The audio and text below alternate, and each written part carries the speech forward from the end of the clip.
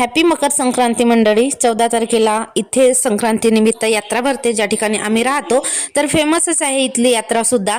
बरेच बाहेरगावचे लोक वगैरे येतात। रुद्रांशचे पप्पा तयार झाले कामावर जायला आणि ताईने बघा चुलीवर पाणी गरम करायला ठेवलं आहे। रुद्रांशचे पप्पा कामावर गेल्यानंतर आम्हाला घ्यायला आले।